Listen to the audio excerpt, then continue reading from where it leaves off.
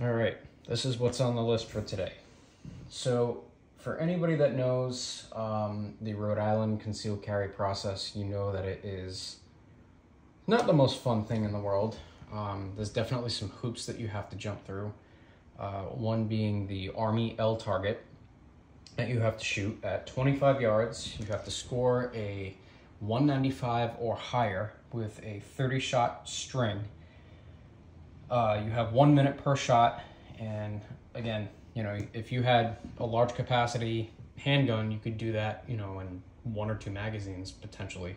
Here in Rhode Island, our lovely little state, we are limited to 10 rounds. So you have to do, you know, 10 shots, reload, 10 shots, reload, 10 shots. So that's exactly the way that I did it. Wasn't really all that bad. Was kind of, you know, rushing it at first just to get it done with, and you know, the range officer gave me a couple of, you know, little pointers and stuff, and kind of slowed down. And you know, I think I scored like a 260 something or 230 something or whatever it was. It was above 195, so I was just happy with that. Let's see, you are limited by caliber within Rhode Island, which kind of sucks. If you qualify with a 9mm, you can carry everything, you know, up to 9mm and below. So, you know, 9mm and 30 super carry falls underneath that, and, you know, all that other stuff, 25 ACP, 22. I didn't have a 45 at my disposal, and I didn't want to shoot a gun that was foreign to me that maybe shot out. You know, the range that I went to definitely has rentals, but I didn't want to go that route. So I just decided 9mm, and they make a lot of good ammo out there for 9mm, so I didn't really see a good reason to carry anything else. So moving on, I submitted my application through the town that I went through. I'm not going to detail any, you know, specifics, just to keep, you know, privacy for that department and privacy for myself. I chose a specific department that actually went out of their way to tell me, yes, we will follow that law. Yes, we want you to apply here. You know, do what you have to do, and then, you know, do your application. So we'll just go over the list here real quick. April 4th, dropped off my packet to the police department that I chose. I will say, in the mail about 3 days later, I got a letter from the chief saying, I have your application, I'm going to process it. They gave themselves kind of like a self-imposed date of July 4th, which I knew probably wasn't going to happen because the town that I went through is, you know, a tourist town, so they're pretty busy, you know, for July 4th. So it is what it is. June 4th, had the first contact from the PD. The sergeant that was down there, she was lovely. She wanted to go over the application real quick, do the, you know, little fingerprint thing, and kind of go from there. So I did have to sign some medical releases. They are going to check, you know, local, like halfway houses, rehabs, stuff like that, just to make sure that you're not, you know, just out of rehab trying to get your concealed carry or, you know, anything like that. So they definitely look at like your mental health and your history and stuff like that. So just keep that in mind. June 6th, signed the release forms, did the fingerprints, did all that kind of stuff. They did ask me why I went through that police department, and the answer that I gave them was because you guys were the only ones that decided to actually follow the law, and, you know, their application process was pretty easy. So, you know, I had my 3 references. I actually had 4 just in case, you know, they couldn't get in touch with somebody, but they call people, you know, ask their questions, and, you know, obviously if you're going to ask somebody for a written reference, I don't think it's ever going to be a bad reference. So I may be wrong, but, you know, that just kind of is what it is. Let's see, July 2nd, it was approved by the captain.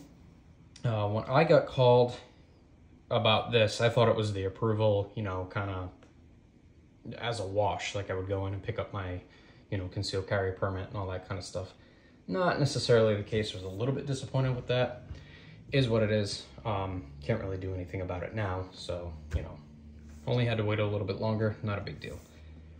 August 2nd, I met with the chief, sat down, and we talked about like local rod and gun clubs, stuff like that, fishing, hunting, you know, all that kind of stuff. It was more, I think, gauging my character and my level of calm or whatever. You know, obviously if you have somebody going in there and he's shaking, you know, and all nervous and all that kind of stuff, you really don't want them to, you know, be harboring a gun, you know. So that's just kind of the way that they think, I think.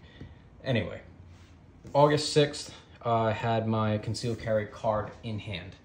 I will say, moving on from that, everything that everybody said about holsters and, you know, you're going to buy 1 million of them, and I'm thinking, no, I'm going to get it right on the first or second try. No, I definitely didn't. And there's more. You know, you're going to end up with a box of holsters. It just is the way it is. So my daily carry, as a Rhode Island resident, I figured this would make kind of the most sense. It's going to make the most of the 10 rounds, you know, that I have at my disposal. You know, magazines are not all that big. You know, they're kind of wide, but they're pretty small. So what I decided to go with was none other than the Springfield Hellcat. She is unloaded. I show clear. Nothing in the chamber. Click. So I decided to go with that, and I realized pretty quickly that inside the waistband is just not for me. I don't like having a gun pointed at my junk. I don't like having a gun, you know, inside the waistband for whatever reason. It just was not comfortable with me. I've tried many different holsters. This is just kind of the tip of the iceberg, but I found that leather, kind of my thing. I like it. This is the holster that I use the most. And it does have active retention within it. Again, gun is clear. Listen for the click. We'll do that one more time. And it's got great retention. I mean, this is one of the better holsters that I bought. I think it was around $50 or $60 on Amazon of all places. DeSantis obviously makes a pretty decent holster. When I'm not carrying that, I know people are gonna yell at me, people don't like these guys, but I do have alien gear outside the waistband. This is just for, you know, if I'm, you know, working construction or doing something, you know, that's a little bit more rugged, put it that way. That's just kind of the way that I roll. Winter is coming up, and you guys are gonna think I'm absolutely crazy, but I got heavy enough winter jackets, so this still conceals pretty nicely. We are not an open carry state, so I try to keep everything as hidden as possible. I've definitely learned that black is the best color at concealing. So, you know, some of those lighter colored shirts I don't really use in rotation anymore, just when I am carrying. I try to carry as much as humanly possible. You know, anybody that watches Paul Harrell is going to know, you know, program compliance is a big thing, and, you know, not carrying is going to be one of the easier things that you can do. You know, oh, I don't feel like carrying today, and just go about your day. And, you know, I don't want to be caught with my pants down. I don't think anybody does, but, you know, your mileage may vary. So I have a 1791. This is actually given to me, so if these holsters suck, I don't know. I didn't go out of my way to buy it. You have a little snap here, and this is my absolutely gorgeous and absolutely filthy Beretta 92FS Inox. And even the magazines that I have, these little 10 rounders here, totally match up with it. And you know, everything about that gun is just absolutely awesome. I do plan on carrying that over the winter. I'm using the help of one of these belts right here. If anybody's ever heard of one of these, the Next belt. They have that pretty cool ratcheting system.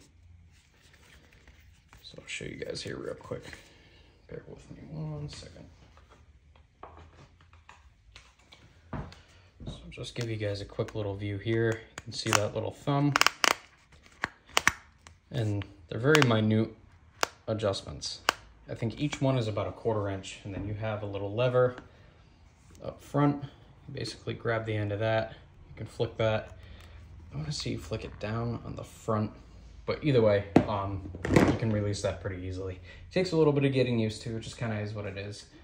And then we're gonna show clear. I'm not gonna say that this gun is junky by any means. but this is definitely one of the ones that, you know, if it fell in a ditch and got ran over by a truck, I wouldn't really care all that much. Just a M&P 9C. Again, nothing in it. Trigger, I don't know. It is what it is. It leaves a little bit to be desired, but I do have an Alien Gear inside the waistband holster for it. Kind of is what it is. But just ending it off there, that's the whole process. That's what I do. You know, your mileage may vary. You guys, you know, feel free to do what you do. If you have any questions or comments, feel free to leave a message in the comments. I'll get back to you, you know, as soon as possible. And we'll definitely go from there. But I have more videos in the pipeline, and hopefully we'll get them out soon. Appreciate it, guys. Have a good one.